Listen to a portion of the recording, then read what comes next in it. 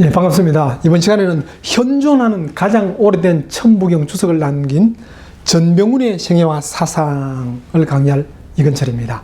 전병훈 그러면 이미 많은 분이 알고도 계시고 또 많은 분들이 또 잘 모르시죠. 어떤 분이냐? 바로 이분입니다. 이분인데 이 사진은 중국 가서 찍은 초상화인데 중국 갈 때까지도 가서까지도 우리 한국 조선에서 관리로 있었던 그 조선 관복을 갖고 가신 것 같아요. 조선 관복을 입고 찍은 사진입니다. 이분의 대표적인 저서가 정신철학 통편입니다. 이 정신철학 통편, 우리 한국보다 중국에 더 많이 알려져 있는데요. 크게 1편은 정신철학, 2편은 뭐 1권, 1권은 정신철학, 2권은 심리철학, 3, 4권은 도덕철학, 5, 6권은 정치철학, 그렇게 된 방대한 철학인데요. 그 중에서 이번 시간에는 1권에 나오는 정신철학, 그 정신철학 속에 천부경과 내단 수련에 관해서 나옵니다. 그거 위주로 강의를 하도록 하겠습니다. 기존의 제 책 천부경 철학 연구와 또 곧 나올 정신철학 요 두 책을 바탕으로 강의하도록 하겠습니다. 먼저 전병훈의 생애와 전병훈에 대한 예찬, 또 천부경의 전달과 유통에 관해서, 그리고 전병훈의 천부경 주석, 전병훈의 내단학에 대해서 이렇게 순서를 잡았습니다. 전병훈의 생애와 예찬, 이분 평안남도 출신입니다. 철종 때 태어났지만은 거의 뭐 구한말까지 관리로 있었습니다. 자가 서우호는 성함,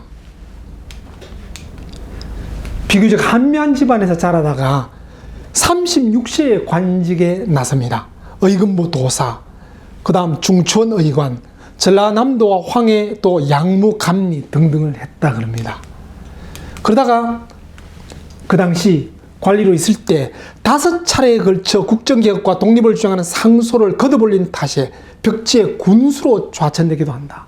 참 구한말에 부패한 정권, 부패한 관리들이 많았는데 비해서 정말 올곧은 그런 관리였죠. 당시 조정 관리들의 무능과 부패에 좌절하고 있던 차에 1905년 을사늑약이 체결되자 1907년 순종이 즉위하던 해인 50세의 부령 군수를 마지막으로 일본 거쳐 중국 망명길에 오릅니다. 중국 망명 초기 바로 남중국 중심 금능, 현재 남경 그러죠. 난징, 북경 남경의 남경, 거기서 한 1년 머물면서 강남의 명사들과 교류했는데요. 예, 현재 난징 모습입니다. 그 난징에 유명한 중산릉이 있죠. 중산릉, 중산, 바로 손문, 신의 혁명의 영웅, 바로 순원의 능이 있습니다. 그 순원 정부의 내적 부장을 지낸, 내무장관을 지낸 당시 육군 상장인 쉬샤오전, 이 사람이 전병훈에 대해서 말합니다. 이런 내용들이 전병훈의 정신철학 통편 앞부분에 보통 책 쓰면 앞에 뭐 머릿말 또 뭐 서론 그런 것도 있지만은 여러 명문 뭐 대단한 분들의 뭐 어떤 추천서 그런 거 있죠. 그 추천글 비슷하게 바로 전병훈에 대한 예찬한 글이 나오는데요. 거기서 선생은 우주에 청명하고 곱고 바른 기운을 지니고 태어났다. 불우한 때를 만나 공과 정적이 비록 크게 드러나지는 않았으나 가르침을 편받는 큰 계책에 많이 관련되었다. 옛 명신의 기풍이 있어 나라를 떠나 놀면서도 중국과 일본의 현사들과 많이 사귀었다. 탁월하구나. 기자가 봉해진 옛 나라의 신령스러운 빛이여 저술이 넓고 풍부하여 도덕과 문장을 오주가 그 당시는 인류, 전 인류의 오주의 숭배에 우러러본다. 주강, 중국의 강이름입니다. 주광의 명성만 유독 가득하지 않고 삼봉우리의 구름은 빛을 다하지 않네. 그래 주광 명성 또 삼봉우리의 구름의 빛 또 전병훈에 비해서는 가린다. 아주 극찬을 한 거죠. 그 후 그 시자오전, 조금 전에 예찬했던 그 시자오전의 소개로 양광총독 장런주인 만났는데 이분이 또 전병훈의 풍모에 대해서 글을 남깁니다. 층층의 노을이 덮개처럼 기울어져 참되고 순수하며 옷같은 용모로 세상에 뛰어난 기품이 있다. 어찌 정절, 도연명의 시옵니다. 정절에 넉넉하고 은둔함과 같은가. 학문은 추노, 뭐 추나라 맹자, 노나라 공자를 말하죠. 바로 추노를 이어받아 도의 조예가 깊고 예로 다스리고 형벌을 물리하는 논의가 언제나 주관, 상서에 나오는 편명입니다. 주관의 문명을 품고 있다. 역시 극찬한 거죠. 그 외 정신철학 통편, 약부제가 평언서, 요게 바로 앞부분에, 서문 앞부분에 여러 유명 인사들의 전병훈에 대한 예찬 글들이 담겨 있습니다. 요 조금 전에 소개했던 두 분 말고도 아주 많은 예찬들이 담겨 있고요. 또 중한 대동학회도 결성했답니다. 중국과 한국이 같이 연합해서 바로 일제 탄압에서 뭔가 좀 벗어날 수 있는, 독립하고 발전할 수 있는 그런 거 학회 결성 시도했는데 그렇게 큰 발전을 못해서 해석하게 그냥 그 정도에서 마쳤습니다. 그러다가 금능 떠나 광동으로 이주했는데 여기서부터 내단학을 연구하기 시작합니다. 자, 여기서 1907년에 조선 떠날 때 50세였습니다. 그러다가 1909년에 내단학 시작했으니까 52살에 단학을 시작한 겁니다. 이미 나는 단학하기는 너무 나이가 들었다, 그런 분 희망을 가지죠. 52세 같으면 오늘날 60대, 70대 가까울 겁니다. 그 당시에 50세 같으면 할아버지죠. 근데 이럴 때 시작을 했다는 겁니다. 그러면서 혼자서 주역 참동계를 깊이 연구했는데 혼자서 그 뜻을 해석하지 못했다. 이 참동계가 내단학의 원조 같은 책입니다. 중국의 내단학이 물론 고대부터 내려온 게 있었죠. 장자에도 보면 제법 자세하게 심재, 좌망 이런 이론들이 나오고 그 외에 춘추전국 시대 때 그런 이론들이 쭉 나옵니다.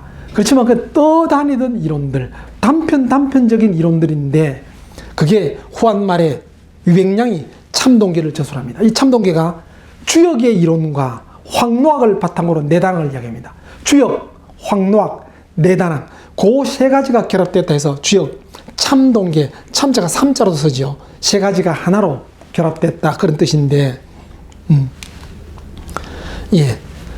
상당히 어렵습니다. 요 직전까지 고대부터 내려오던 어떤 내단 수련 그런 게 좀 힘들고 그냥 구전되어 내려다 보니까 차라리 단약을 만들어서 그 약만 먹으면 불로장생할 수 있는 게 없겠느냐. 그게 중국의 불로장생 약들입니다. 진시황은 심지어 단약을 만들기 전이니까 오히려 조선까지, 우리나라까지 보내서 불로초를 구했다 그러죠. 그 이후에 불로초를 만들 수 없겠느냐. 그게 한나라 때 단을 만듭니다. 그 단의 주 재료들이 주석, 흑연, 수은, 황당하지요. 근데 그걸 아주 소량 먹으면 얼굴이 뽀송뽀송하게 어린애처럼 진짜 된대요. 요즘 화장품 재료에도 아주 미세하게 들어간다고 들었는데 잘 모르겠습니다. 그러니까 얼른 그걸 단약을 보면 당장 막 피부가 좋아지고 젊어진 것 같으니까 심취하겠죠. 그 중국의 황제들이 그 단약 먹다가 한 번 어쩌다 먹은 게 아니라 계속 먹으니까 결국 수은 중독으로 계속 죽어나갔습니다. 그러자 바로 단약으로는 안 되겠다. 우리 몸속에 있는 거 찾자. 원래 고대부터 내려온 뭐가 있었는데 그게 제대로 안 전해졌다. 그걸 집중적으로 연구한 게 내 몸속에 있는 단. 그래서 밖에 나온 단약을 외단, 내 몸속에 있는 단을 만드는 게 내단. 그 내단 그러는 겁니다. 이제 지금은 그냥 단학 쓰는데 그 당시 그렇게 내단 썼는데 이 참동계는 그 과도기입니다. 외단에서 내단으로 가는 그 중간 과정에 관한 그 책인데 아주 어려운, 주역 자체도 어렵지만 그 주역을 바탕으로 황노학 자체가 황제와 노자인데 실제 황제는 중국의 전설 같은 인물이죠. 노자는 책은 있지만은 실제 황제 노자가 썼다기보다는 그런 사람 이름에 빌어서 춘추전국시대 말기에 나온 책입니다. 말기부터 시작해서 한나라 초까지 유행했는 황노학인데 그 내용들이 기와, 음양오행, 의술 그런 게 다 포함되어 있습니다. 그래서 심지어는 오늘날 한의학의 바탕도 그 황노학을 바탕으로 할 정도로 유명한데 그런 걸 바탕으로 내단 이론을 쓴 책인데 아주 어렵습니다. 어려워서 국내에도 여 관련 논문은 5편이 채 안 됩니다. 그 중에 제 논문도 있습니다. 어려운데 전병훈 역시 혼자서 그 뜻을 도저히 해독할 수 없어서 1910년에 광동성 정성현에 있는 도가의 명산인 나부산의 충흥원에서 고공섬 선생을 만나 현빈의 참뜻을 배웠다. 현빈, 요 말 역시 도덕경에 나옵니다. 도덕경에서는 그야말로 뭐 곡신불사 뭐 그런 게 나오면서 계곡의 신은 죽지 않는다. 이를 현빈이라 한다는데 그 현빈이 뭔지 별의별 물론 그냥 읽면 그대로 읽으면 계곡에서 모든 그냥 물이 흐르고 거기서부터 생명이 창조되는 어떤 아주 현묘한 암컷이다. 그런 뜻이지만 이걸 해석하기에 따라 이게 내단을 뜻한다. 우리 몸속에 아주 현묘한 그런 어떤 무엇이 있다. 그래서 보통 내단의 핵심적인 뭐 통로를 현빈 그러기도 합니다. 그걸 혼자서 주역 참동계로서는 공부를 못해서 바로 고공섬 선생한테 배웠다는데 그 나부산이 뭐냐면요. 나부산 충원관이 유명한 겁니다. 동진의 가롱, 포박자 쓴 사람이죠. 유백량의 주역 참동계 나오고 조금 있다가 다시 위진시대 때, 동진시대 때 가롱, 포박자 씁니다. 여기서도 포박자 속에서도 외단 만드는 법도 나오고 내단 수련도 나오고 다 나옵니다. 심지어는 이 가롱의 할아버지 중에서는 전설 같은 얘기입니다.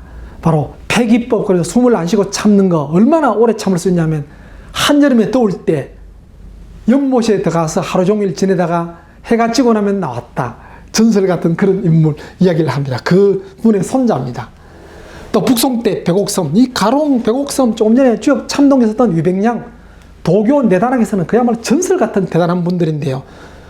이 가롱과 백옥섬이 수련했던 그 도관, 그게 바로 나부산 충허관입니다. 지금도 있습니다. 자, 여기서 중국의 내단은 크게 북파, 북종파와 남종파가 있습니다. 북종파는 영화 중에 와오장룡, 와오장룡 마지막에 나오는 아주 멋진 막 절벽 위에 있던 어떤 도교 사원이 있죠. 그쪽이 북종파인데 북종파 스타일은 우리나라 스님처럼 완전히 들어가서 몸 출가해서 들어가서 수련만 하는 그런 쪽입니다. 거기서 남종파는 세상에 살면서 이 충원관도 산 속에 있는 게 아니고 이게 나부산이고 나부산 밑에죠. 산 밑에 일반인도 다니면서 수련할 수 있는 겁니다. 그래서 여기서 한 가지 더 전병훈 선생 52세에 내단하기 시작했다 그랬죠. 또 52세에 시작하면서 그냥 머리 깎고 완전히 출가해서 산에 들어가서 한 게 아니고 생활하면서 했다. 그래서 우리도 다 누구나 가능성 있고 할 수 있는 생활 속의 건강법이라고 해도 됩니다. 이 나부산 충원관인데요. 여기에 말씀드린 것처럼 가롱, 백옥섬 이런 사람이 수련해서 특히 가롱에 대한 유적이 많이 있습니다. 이 충원관 속에. 근데 놀랍게도 그 충원관에 전병훈 선생의 글씨가 새겨져 있습니다. 여기 한인 전병훈 되어 있습니다. 단위 기수세, 단위 기수세. 단으로서 장수하는 세상을 기원한다. 내단 수련을 통해서 모든 사람이 장수할 수 있기를 기원한다. 이런 게 새겨져 있습니다. 아, 이거 참 반가운 발견이다. 그 정도가 아니죠. 가롱의 유적이 주로 있는 그 대단한 곳에 전병훈 선생의 글씨가 새겨져 있다는 것은 바로 충허관에서도 전병훈 선생에 대해서 큰 도인으로 인정을 했다는 겁니다. 그래서 이런 글씨를 거기 새겨 놓도록 했겠죠. 전병훈은 나부산에서 대략 3년 남짓 내단을 연마하다가 북경으로 이주합니다. 아마 이 3년 동안은 거의 집중적으로 충원 안에 살면서 수련하다시피 했다 볼 수 있습니다. 그 다음 남경, 광동 지나 북경으로 가는데요. 북경에서도 연마를 결례하지 않아 북경의 유서 깊은 도관, 백운관에서 수련합니다. 이 백운관 역시 왔다 갔다 집에서 왔다 갔다 출퇴근처럼 왔다 갔다 하면서 수련합니다. 백운관 정문 모습입니다. 지금도 있습니다. 요 안쪽에 백운관이 있고요. 이 시기에 현실 정체도 적극 관여하여 예서, 예복, 주공, 예치, 조례, 황제, 구정량법. 좀 제목이 길지요. 이 내용 바로 고대 주나라 초기에 예법이라든지 그런 정치 고화 같은 걸 통해서 지금 현재 그걸 잘 반영해서 정치를 개혁하자. 이걸 위안스카이, 우리 세계사 중국사 할 때 많이 배우죠. 원세계 정부에 올렸습니다. 그러자 위안스카이가 놀래서 한국에 이런 대학자가 있었다는데 탐복하여 손수 예복을 챙겨들고 그의 아들 위안 커딩에게 즉시 가서 방문하고 인사하라고 했답니다. 이런 인물인데 우리는 참 안 알려져 있죠. 참 이 전병훈 선생에 대해서는 정말 온 국민이 다시 한번 우리 역사 통해서 우리 인물 통해서 한번 돌아봐야 될 그런 인물입니다. 그리고 정신철학사를 설립해서 그곳에서 중심으로 후진양성, 제자들 쭉 양성하고요. 예. 또 계속 수련하다가 결국 1917년에 신이 응결되어 출신하면서 도가 이루어지는 경지. 1907년에 시작해서 1917년, 10년 만에 이루어졌다고 합니다. 정작 통편, 약보제가평원사 앞에서 이야기했죠. 여러 명사들의 예찬. 거기서 제자인 서변 선우사 띵멍차가 말합니다. 3대, 중국 가상주죠. 3대 이후로는 황제가 홀로 터득한 묘를 알지 못했고, 아까 말씀드렸죠.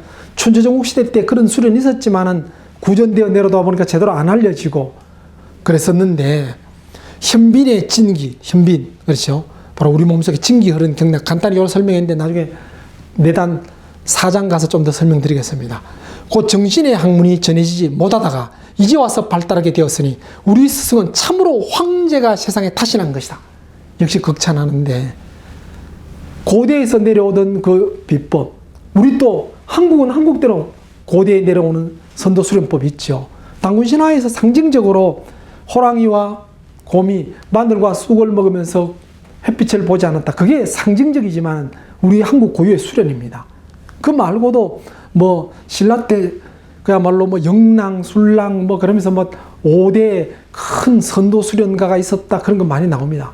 특히 신채호 선생님이 그 부분에 대해서 아주 연구를 많이 하셨는데, 우리 화랑도 또 원래 이제 그냥 풍을 또 뭐 그야말로 선도라고 했다. 또 뭐 고구려 때 조의선인 다 우리 고유의 선도 수련들입니다. 그게 구전 되어 내려오다 보니까 맥이 끊어지다시피 하고 또 뒤로 흘러온 것처럼 중국 역시 마찬가지입니다. 고대부터 있었지만은 그게 제대로 안전해지다가 한나라 초기에는 외단수를 만들었다가 다시 또 부작용이 있으니까 내단수를 만들다가 그러다가 당나라 때 5대 당나라 때 그때 와서 본격적으로 내단 책들이 나오기 시작합니다. 그 내단 책들이 나오기 시작하지만 그 책들이 대부분 다 은유 비유입니다. 내단 수련 자체도 어렵지만은 대부분 다 은유 비유입니다. 그렇게 은유 비유로 하는 이유는 이거 잘못 쓰면 바로 칼과 같다.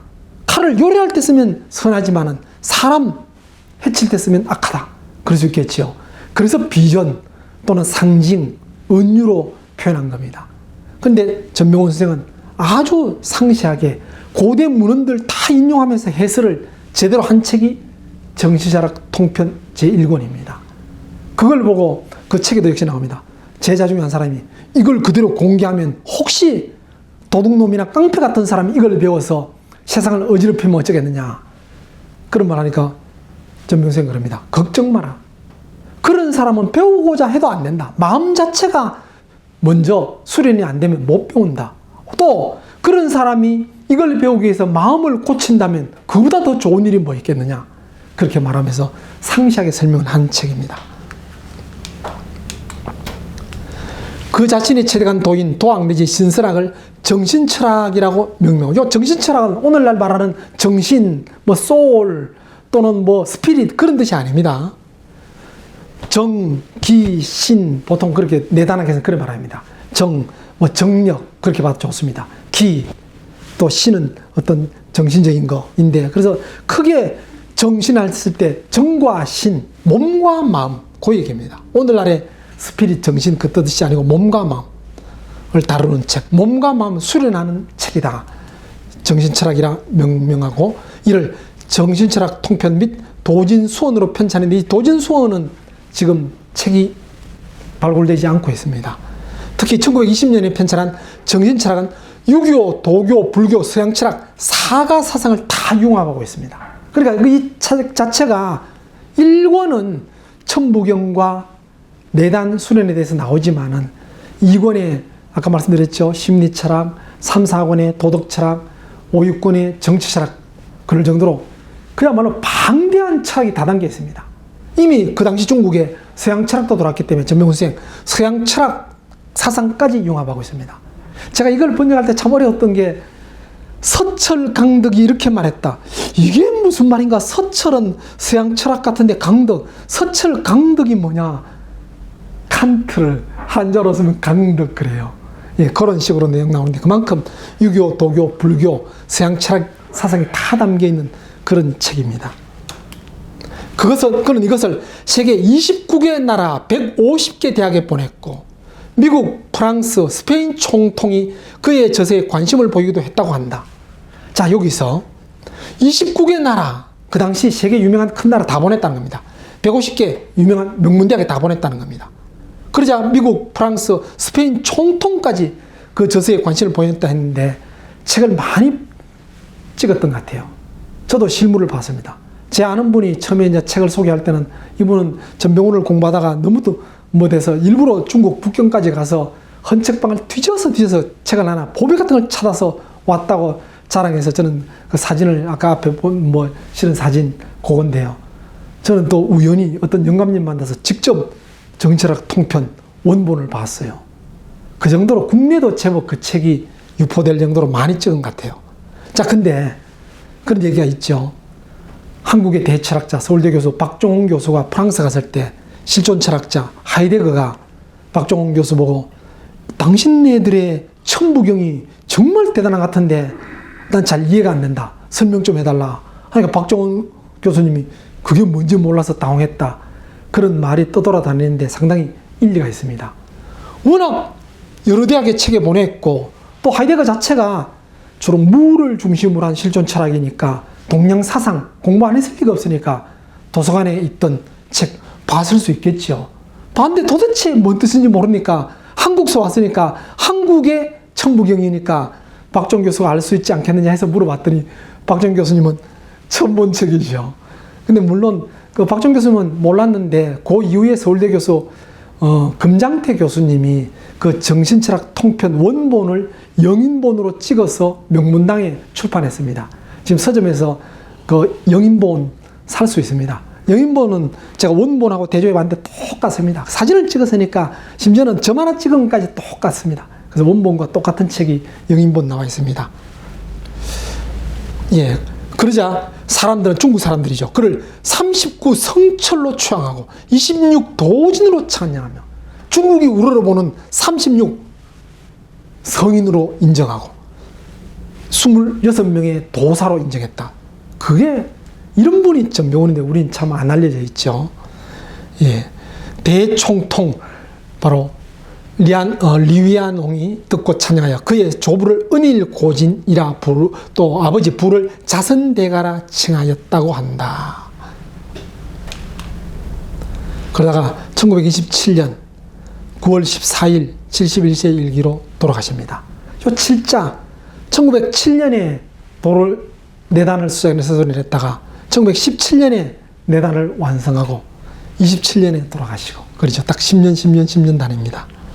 이제 전병훈의 말씀드린 것처럼 정치철학 통편 제1권에 나오는 천부경, 그게 지금 현재도 시중에 천부경 관심 있는 분들은 아주 많죠. 아주 많은 책들이 나와 있는데 그 유래까지 지금 한번 보도록 하겠습니다.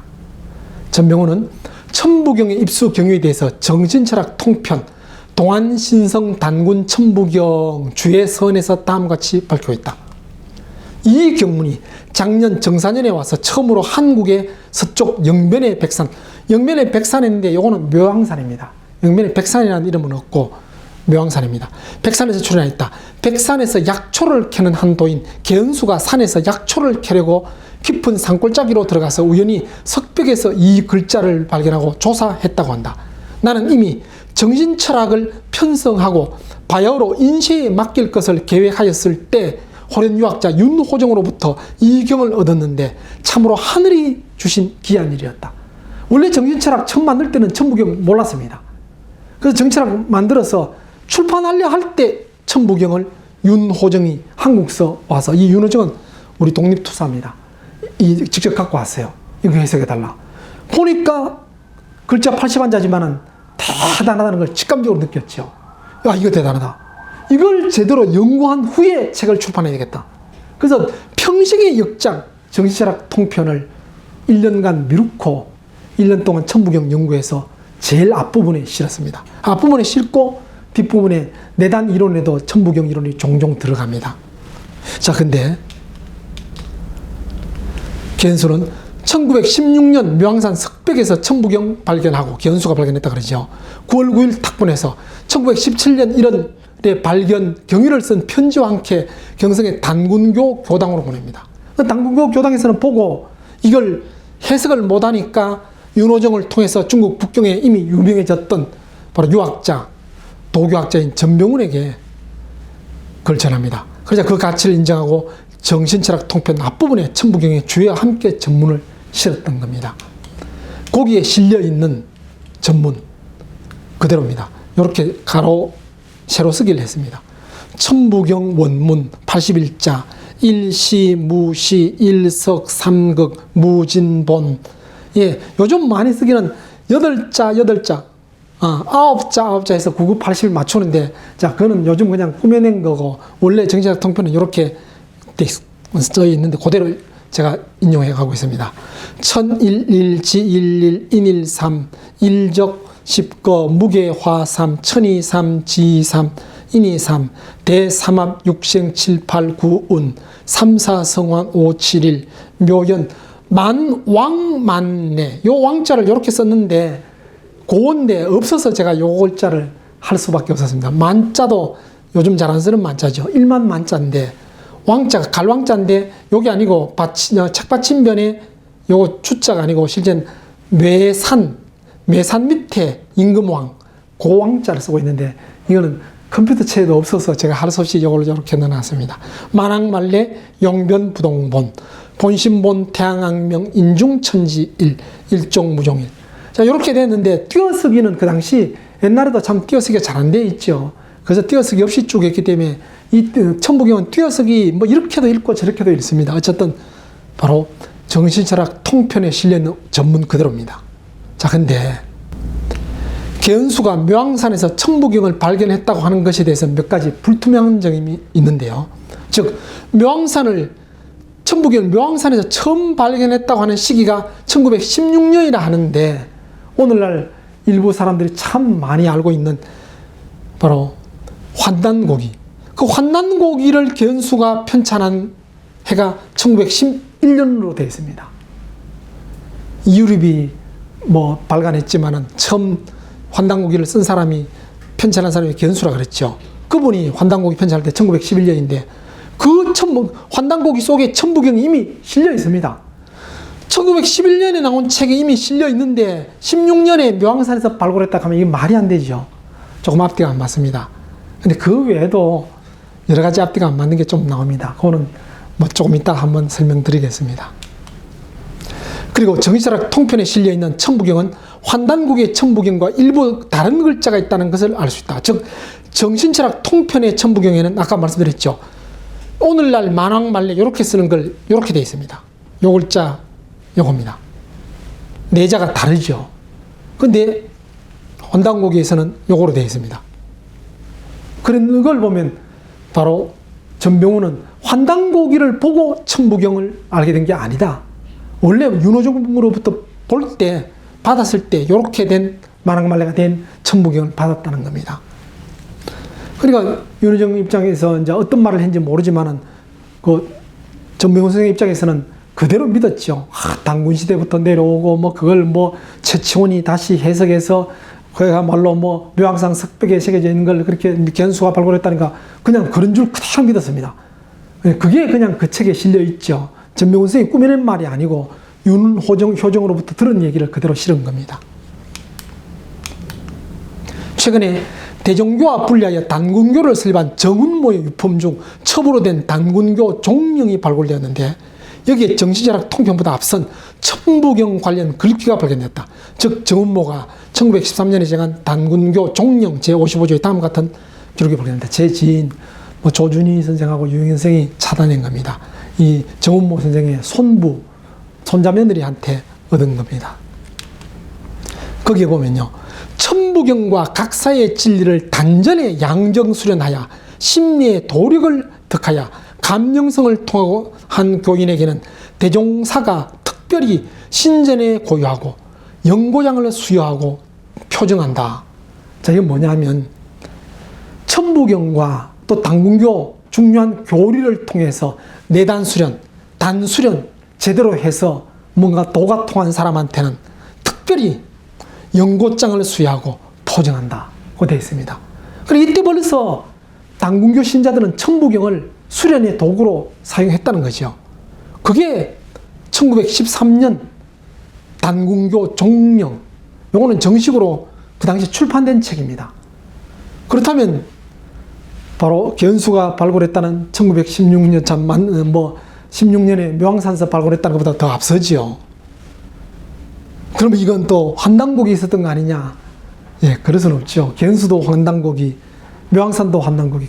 환단곡이는 1911년에 발굴해, 견수가 편찬했다 그러고, 묘황산에는 또 1916년에 발굴했다 그랬는데, 실제 천부경이라는 글자가 정확히 새겨져 있는 출판된 책에는 1913년께 나오는 겁니다.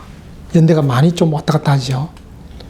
자, 여기서 대중교의 나철, 단군교의 정운모인데, 나철 선생, 홍합나철, 구한말에 을사오적 처단하기 위해서 실제 독립운동까지 했던, 무장 독립운동 같은 그런 일을 하다가 실패로 돌아가서 일본에 가서 외교를 통해서 국권을 회복하려고 노력했던 사람입니다.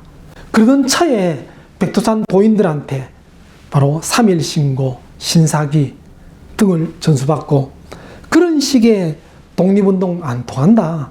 이걸 통해서 민족정신을 바로 세워라. 그랬던 겁니다. 그래서 홍합나철을 중심으로 해서 이귀, 또 정운모, 김윤식 등등 사람들이 같이 모여서 다 유학자들입니다. 그 당시는 도교를 할 수 있는 게 아니고 조선의 관리들이죠. 유학자들이 중심이 돼서 처음에 단군교라는 이름으로 시작을 했습니다. 바로 1909년에 단군교를 시작했다가 1년 만에 바로 그 사상 속에 있는 3.1신고도 그렇고 신사기도 그렇고 그 속에는 단군만이 아니다. 환인, 한웅, 단군이 다 나온다. 단군만 중심으로 할 수 없다. 그래서 바로 한인부터 시작되는 삼성, 이걸 다 아우를 수 있는 대종교로 이름을 바꿉니다. 그러자 정운모 중심으로 안 된다. 그대로 단군교로 이름 그대로 가야 된다. 바로 1년 만에 바꾸려 할 때 떨어져 나갑니다. 단군교가 된 겁니다. 자, 말씀드렸죠. 대종교 만들 때 백두산 도인으로부터 발해 때부터 내려오는 책이라는 3.1신고와 신사기를 입수합니다. 3.1신고는 경전입니다. 하늘에 대해서, 하느님에 대해서, 또 사람들의 수련에 대해서 고루고루 나옵니다. 신사기는 아주 우리 고대에 찬란했던 창조, 근본 원리부터, 혼돈의 시대부터 시작해서 하나님의 주제에서 그야말로 인류의 조상을 만들고, 거기서 또 바로 인류의 조상들이 5색깔의 종족, 황색, 흑색, 백색 이런 5종족을 만들고 그 위에 농사를 어떻게 쫙 그런 역사들이 나옵니다. 근데 단군교에서는 천부경과 성경팔리를 들고 나옵니다. 자, 여기 드디어 천부경이 나오는데요. 지금 천부경이 단군 때부터 나온다, 얻은 게 있다, 별의별 이야기 다 나오지만은 지금 현재 찾을 수 있는 역사적 정확한 객관적 문헌 자료는 단군교부터 시작한 거입니다. 물론 단군교가 처음 만들었다 그 얘기를 하고 있는 게 아니고 그전에도 있었을 수 있지만은 지금 현재 찾을 수 있는 건 단군교부터 시작할 수 있습니다. 이걸 보시면요. 어찌 보면 대종교와 분리된 단군교 입장에서는 대종교와 뭔가 맞설 수 있는, 대종교는 발해 때부터 내려온 3.1신고 신사기 이런 게 있는데 그 맞설 수 있는 경전이 없겠나. 그 경전을 맞설 수 있는 경전으로 내세운 게 천부경과 성경팔리라는 겁니다. 이 성경팔리 처음 들어보시죠? 그랬었는데 이 단군교 일제 때 친일파 그런데 친일을 했다기보다는 후원한 사람이 친일한 사람입니다. 근데 오히려 1930년도에 오히려 일제로부터 폐교당했죠. 그런 걸 보면 친일했다고 꼭 볼 수는 없습니다. 폐교당하고 나니까 대종교는 지금도 명맥을 유지하고 있습니다. 지금도 본당이 홍은동에 가면 있습니다. 근데 단군교는 1939년인가 7년인가 폐교되어 버렸습니다. 없어져 버렸어요.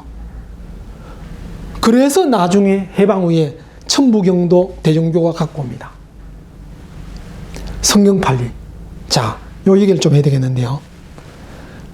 나중에 우리가 알고 있는 환단고기를 발간한 시중에 알린 이유립 선생이 60년대에 단단학회를 만듭니다.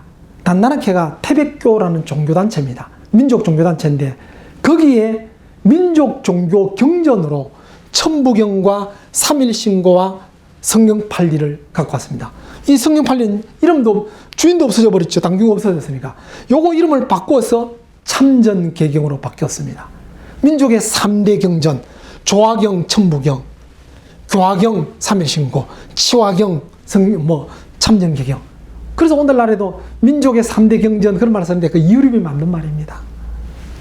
자, 이 부분에 대해서는 저와 요 조준희 유영인생이 공저한 근대 당군운동의 재발견 속에 아주 상세히 객관적인 문헌 고증을 하면서 실었으니까 한 참조해 보시기 바랍니다.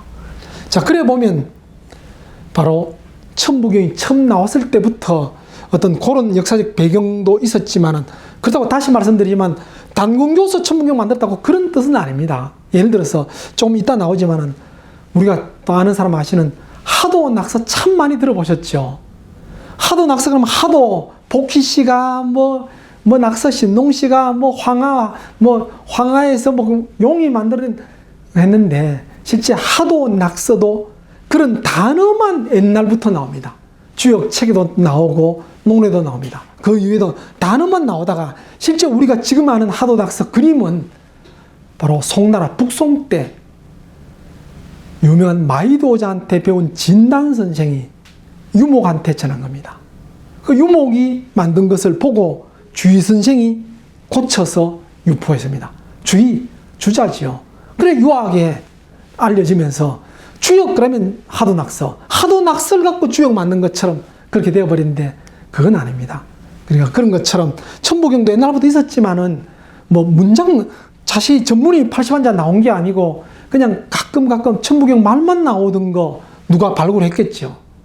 그걸 당군교에서는 바로 대종교의 삼일신고와 대응할 수 있는 경전이다. 내세웠을 것이다. 저는 그렇게 추측을 합니다. 예. 천부경에 대한 명칭, 보통 인터넷에 떠돌아다니는데 보면 남사고 선생의 개감요록에 천부경 나온다. 물론 개감요록에 그렇게 나오죠. 단서용법 천부경을 무궁조화가 있다. 그런 말 나오고, 밝은 새벽에 고요히 앉아 천부경을 낭송하라. 그런 말이 나오는데, 이거 위스라고 판명 났습니다. 김하원저 위대한 가짜연서 개감요록, 허춘의 논픽션 개감요록의 실체를 발견다. 자세히 나와 있습니다. 특히 이 허춘에는 개감요록을 쓴 사람의 아들입니다. 남사고 아들이란 말이냐? 그건 아니고요. 남사고는 바로 조선 중기 때 사람이죠. 이 양반 논픽션에서 자세히 나옵니다. 60년대 바로 계룡산 밑에 있는 신도안에 살 때 아버지가 매일같이 쓰는 게 어릴 때 뭔 책인지 몰랐는데 그때 책도 쓰면서 얼핏 본 거, 그때 왔다 갔다 했던 사람들 자세히 나옵니다. 그러면서 결정적인 몇 가지를 이야기합니다. 60년대 썼기 때문에 개감요록에 60년대 이전의 예언들은 맞지만은 60년대 이후 예언들은 아예 안 맞다. 그보다 더 결정적인 것은 개감요록에서 나오는 그 예언들 문장이 성경의 예언 부분, 이사야서 한문 원본 문장과 똑같습니다. 우리 한국에는 한문 성경이 없죠. 중국 성경을 한번 찾아보세요. 이사야서 부분이 개감요록의 문장과 똑같습니다. 그래서 이거는 거기에 천부경 남아있다. 그건 아예 가치 없는 얘기입니다. 남사고 선생이 개감요록을 썼다는 그런 기록도 없어요. 천부경과 관련된 문헌 기록 중에서 신뢰성 가장 오래된 자료는 규장각 소장의 문헌 보물에 실려있는 정조의 삼성사 치제문이라 할 수 있다. 그냥 천부라는 단어는 삼국유사 당군신화에 나오죠. 환인하늘 환웅이 내려올 때 천부 3인을 갖고 왔다. 근데 그건 뭔지 모릅니다. 근데 그거는 경전은 아닌 것 같죠. 천부 3인 그랬으니까 인자가 도장인자 그런 건데 천부를 뜻하는 어떤 상징적 물건이다 그런 거죠. 근데 여기 정조의 치제문은 뭐냐면 삼성사 9월산에 있는 겁니다. 환인, 환웅, 단군. 예, 조선시대도 환인, 환웅, 단군을 모셨습니다. 물론 정부에서 공식적으로 모시지 않고 그냥 그 관리하는 사람을 따로 두고 제사를 지냈는데 정조는 민족 정신이 있었던 사람이죠. 거기에 제문을 보낸 겁니다. 그 제문 속에 보면요.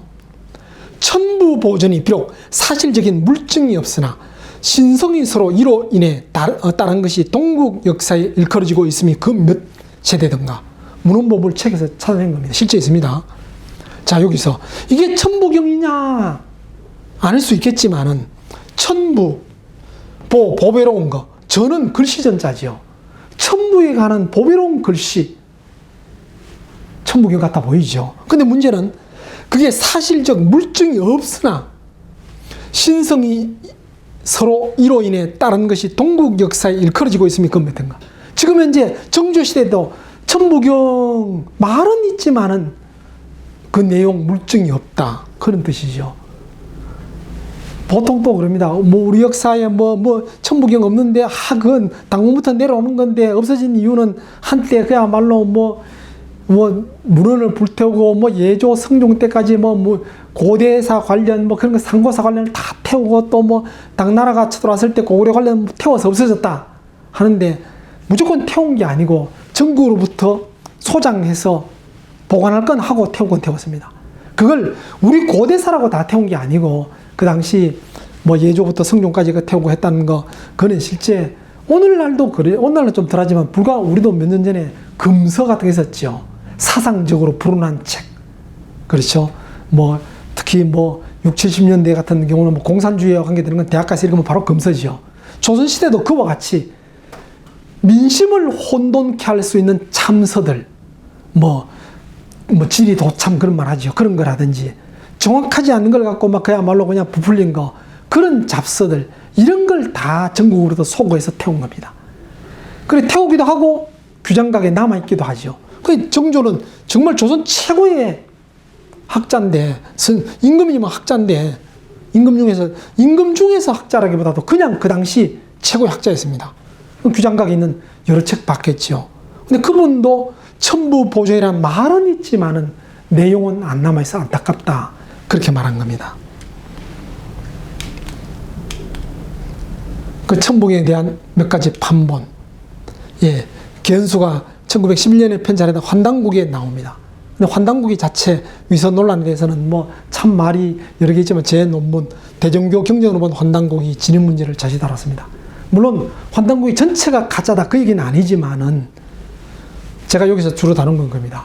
환단고기의 그 내용에 보통 역사는 사관 또 어느 정도 뭐 우리가 그러죠. 무슨 어떤 기준, 어떤 사상이 담겨 있죠. 환단고기 사상이 대종교 사상이 그대로 담겨 있습니다. 특히 조화, 교화, 치화 같은 그런 사상.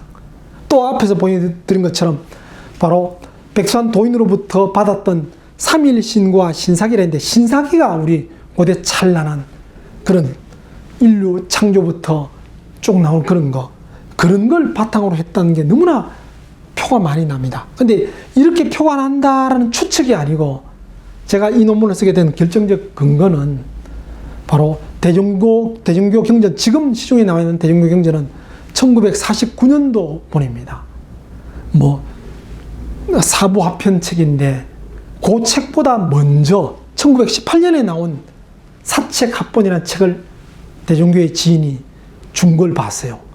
그걸 보고 대조해 봤더니 내용과 문장, 개념이 바뀐 게 있습니다.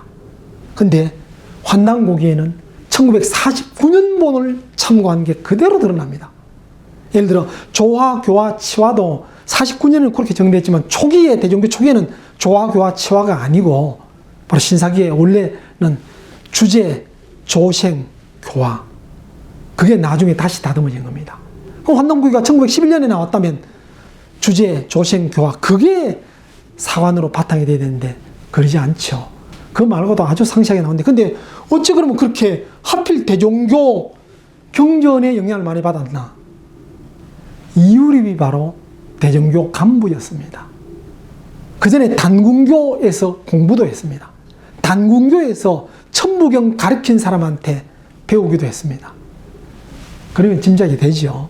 그 말고도 제가 다 찾아다녔습니다. 뭐 이유립 선생은 돌아가시고 없지만은 그 부인은 제가 그때 만날 때가 벌써 뭐 5, 6년 전이지만 만이산에 살아 있습니다. 할머니 직접 만나서 여쭤봤습니다. 또 이율생의 수제자 만나게 됐습니다. 근데 환단고기 이야기 중에서는 그겁니다. 그 할머니, 이율 선생의 부인 할머니는 6.25 전쟁 때 책이 다 불타버렸다. 그래서 이율 선생이 석 달간 알아 누웠다. 그러다가 한 달 후에 다시 책을 갖고 왔다. 이 할매는 뭐 어떤 책인지 잘 몰라요. 자, 그럼 이율 선생이 갖고 있던 책이 다 불타버렸는데, 그래, 그게 너무나 뭐 돼서 석 달간 알아 눕다가 한 달 후에 다시 책을 갖고 왔다. 한단곡이 다시 썼겠죠. 기억했었을 겁니다. 기억했었겠지만 그 방대한 걸 다 기억했다. 무리죠. 근데 또 그렇게 들었는데 이율 선생의 수제자는 제보고 그때 불탄 게 아니고 대전 피난 시절에 대전에서 전세방 살고 있었는데 전세세를 안 내갖고 주인이 책을 다 팔아먹었다. 수제자는 또 그렇게 말합니다. 그 팔아먹었다면 지금이라도 그 흔적이 남아있어야 되는데 원본이 없습니다. 그래서 이 환단고기는 다시 말씀드리지만 또 환단고기 좋아하는 분한테도 저를 또 막 무차별 인신공격할 수 있지만은 전체 가짜는 아니지만은 단편 조각들은 있을 거지만은 이율입 선생의 상당 부분을 바로 첨삭했다는 겁니다. 또 환단고기를 아주 좋아하는 사람들은 무슨 소리냐? 거기에 뭐 오성치류현상 같은 그런 과학적 천문학적인 것은 틀릴 확률이 0. 몇 %인데 그 있을 수 있나? 그 오성치류현상 공자 선생님이 편찬한 춘추에 그대로 나옵니다. 춘추에 나오는 것을 단기고사에서 인용을 하고 단기고사에 있는 것을 환단고기에서 다시 재인용했어요. 인용했다 소리 안 하고 새로 쓴 것처럼 이 정도로 일단 하겠습니다. 그래서 그걸 다 믿을 수 없습니다. 그 외에도 2011년 천부경 환단고기가 아니라는 거, 실제 환단고기 나오기 전에 이율 선생의 단다랗게 태백교라 그랬죠. 거기서 만든 기관지 커발한에 개연수 선생이 묘황산에서 찾았다는 말도 나오고, 어떤 데는 또 천부경을 개연수 선생이 묘황산 가서 새겼다는 말도 나오고 뒤죽박죽합니다. 연대도 뒤죽박죽하고. 그래서 그거는 믿을 수 없는 것들 중에 하나입니다. 또 물론 당군교 정운모생도 그럽니다. 옛날에 신지 시대가 바로 신시 시대죠. 신시 시대. 환인 아들 환웅이 내려와서 신시라 했다. 그러죠. 그 신시 시대에 신지 혁덕이 녹도문으로 천부경을 썼는데 나중에 신라 최채원 선생이 한문으로 다시 번역했다. 한단국에 자세히 나오죠. 그 말도 원래는 단군교 정운모 선생이 이야기한 겁니다. 근데 그 신시시대, 그래, 나오던 것을 최채원이 다시 한자로 번역했다 그러니까 최채원의 후손 최국술이 1925년에 최문창호가 바로 최채원입니다. 최문창호 전집, 거기에다가 또 천부경을 집어넣었습니다. 예. 실제 최채원 선생이 쓴 게 편집한 게 아니고 바로 최국술이 거기다 집어넣은 겁니다. 그 다음 김영탁이 1957년에 발간한 단군철학 서기에 나온, 여기는 노사 기정진이 제자한테 전했다고 하는데 다 어쨌든 단군교에서 천부경 교인들한테 공부하라 했던 1903년, 또 바로 우리가 지금 하는 전명훈 선생의 정치철학 통편 1920년 그 이후의 책들입니다. 그러니까 그 당시 요런 거 말고도 여러 번이 있지만은 여기에서도 천부경 글씨가 몇 자가 다릅니다. 발음은 똑같은데 뜻이 좀 다른 거. 그는 뭐 보통은 이제 전해 듣고 오늘날처럼 그냥 그대로 무슨 뭐 그렇죠. 아이들 딱 그냥 핸드폰으로 찍거나 또는 인쇄한 게 아니고 주로 그냥 종이에 쓰죠. 필사하죠. 그러다 보니까 조금 필사가 틀릴 수는 있겠죠. 그래서 글자가 조금 틀린 글자도 나옵니다. 일제강점기의 천부경 주해들. 예. 정철학 통편에 실려있는 천부경. 정철학 통편이 많이 알려졌다 그랬죠. 세계에도 알리고 우리나라도 많이 알려졌다 그랬죠. 그러니까 그때 이후로 21년부터 시작해서 쫙 여러 군데서 나옵니다. 잡지에 뭐 쭉 나옵니다. 이런 게 막 천부경 주해들이 막 나옵니다. 그 외에도 우리가 잘 알고 있는 임시정부 간부였던 이시영 선생, 또 독립투사 오동진, 홍범도, 이런 사람들이 천부경 예찬한 그런 글도 많이 나옵니다. 그걸 볼 때 그 당시 일제강점기하에서 우리 민족정신이 있던 독립투사들이 천부경 보고 그야말로 감동한 겁니다. 이런 경전이 있다. 이런 민족이다. 민족 정신을 부활시키기 위한 큰 도구로 사용했다 볼 수 있겠죠. 자, 또 인터넷에 천부경은 단군 때부터 내려온 거 맞다. 갑골문에도 나온다. 단군 때는 이미 한문이 나왔습니다. 갑골문은 단군 이전이죠. 자, 그게 유명한 이건데요.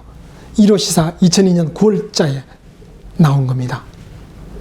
민홍규가 자기 선조 민안부 유품 속에 책 갈피 속에 있더라.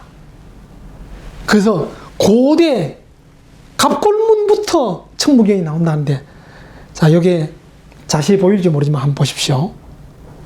종이는 정말 오래된 고려시대 민안부 책 종이 같아 보이는데 글씨는 깨끗하지요. 거기다가 요 글씨체하고 요거 다르죠. 요거만 전해 내려오다가 요 위에다가 천부경을 새겨 넣은 거, 나중에 쓴 것처럼 보이죠. 글씨가 전혀 다른 겁니다. 나중에 쓴 것처럼 보이는데 인쇄 형태는 요거나 요거나 똑같죠. 예, 말이 안 됩니다. 자, 근데 이게 가능하냐? 민홍규가 원래 도장 파는 정각 전문가입니다. 한때 대한민국 옥새를 위조했다가 3년 실형까지 받은 사람입니다. 도장 파는 사람들, 도장 전문가들 갑골문 공부합니다. 잘 팠죠. 자기 선조 민안부에 책이 있었을 겁니다. 거기 종이 한 장 찢어서 새겨 찍었다. 저는 그렇게 봅니다. 그렇게 안 볼 수 있는 분이 있다면 저하고 한번 토론했으면 좋겠습니다. 도저히 저는 이 글씨체가 종이가 이렇게 구겨지고 이렇게 낡았는데도 글씨는 이렇게 반듯하게 남아있을 수 없다는 겁니다. 실제 지금 이렇게 보이지만 더 선명하게 보면 아주 인쇄 상태가 좋습니다. 근데요, 자, 이게 소위 갑골문 천부경인데 북한 조선중앙TV가 TV 뉴스에 나온 겁니다. 백두산 장군봉 마루에서 발굴했다는 천부경 대리석판입니다. 똑같죠? 글씨. 그러면 야, 백두산에 이런 게 있었구나. 참 이런 짓 하지 말자는 겁니다. 이것도 문제가 됐지만 이걸 그대로 대리석판에 새겨서 장군봉에 갖다 놨다. 100%죠. 제가 아까 말씀드렸죠. 정치철학 통편을 어떤 영감님을 통해서 우연히 찾았는데 그분이 한참 저하고 이야기하다가 선물처럼 또 탁본 하나 주면서 이거 묘황산 천부경이다 하는데 묘황산에 천부경 새겨져 있다는 게 말이 됩니까? 그러니까 석회암에 가로 세로 한자 되는 그 내 글씨 한 자씩 넣었다. 아니, 석회암이 그렇게 몇백 년 천년 갑니까? 대반 망가지지 했더니 대번에 말문이 막히니까 너덜 웃으면서 이 박사 우리도 하나 돌에다 잘 새겨서 만이산에다 하나 묻어 놓자. 그럼 우리 후손들이 만이산에도 천부경이 있다 이런 말 할 것 아니냐 이런 말 들었습니다. 전 정말 이런 게 안타까운 게 이렇게 안 해도 천부경의 가치가 대단한데 왜 이런 짓 하느냐는 겁니다. 이런 짓 하는 것 때문에 학교로부터 천부경을 위설하고 가짜라고 욕을 먹는 겁니다. 당군교부터 일제강점기부터 나왔으면 어때요? 내용이 멋지고 좋으면 되죠. 정말 대단한 철학이 담겼고 우리 민족의 정신이 담겼으면 되죠. 하도낙서, 예, 고대부터 글자만 있다가 주의선생이 세상에 알렸다 그랬죠. 그래도 그 하도낙서에 대해서 권위 없는 거 그렇게 말하지 않지요. 우리도 천부경 바로 알자는 겁니다.